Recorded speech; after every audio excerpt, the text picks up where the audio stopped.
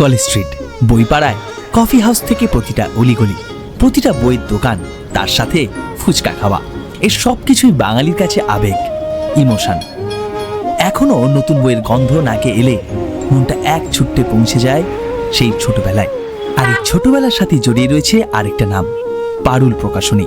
যাদের বই পড়ে বড় হওয়া, সেই বই তৈরি হয় কিভাবে কোনোদিন ভেবেই দেখিনি। তবে আজ স্বচক্ষে দেখব পারুলের অন্দরমহলে। পারুলের অন্দরমহলে আপনাদের সকলকে স্বাগতম। গল্পের বই হোক কিংবা পড়ার, একটা বই তৈরির প্রথম ধাপ ভাবনা। সেই ভাবনায় ফুটে ওঠে লেখকের হাতের জাদুতে। ভুল সংশোধনের পর সেই লেখাই চলে যায় সোজা কারখানায় প্রিন্ট হতে। সামনের সপ্তাহে শুরু কলকাতা বইমেলা, তাই দেখলাম এখন পারুলের অন্দরমহল বেশ ব্যস্ত। দাদা, এত আয়োজন কিসের? এইগুলো তো আমাদের কলকাতা বইমেলা এবার যাচ্ছে।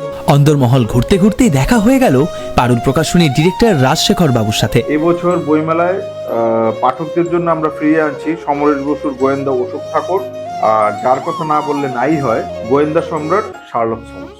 আবার এই বছরের কলকাতা বইমেলায় পাঠকদের জন্য পারুল প্রকাশনী আনছে দারুণ সব চমক। পারুল প্রকাশনী পাঠকদের পকেট ফ্রেন্ডলি কিছু চিন্তা ভাবনা করে রেখেছে।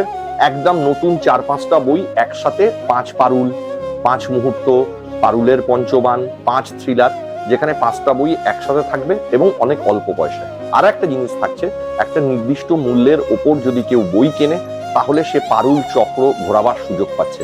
পারুল চক্র ঘুরিয়ে সে নিজের ইচ্ছা মতো গিফটও পেতে পারে। বাঙালি যতদিন বাঁচবে ঠিক ততদিনই বাঁচবে বইপাড়ার এই অন্দরমহলগুলো। তাহলে আসছেন তো আগামী সপ্তাহে কলকাতা বইমেলায়।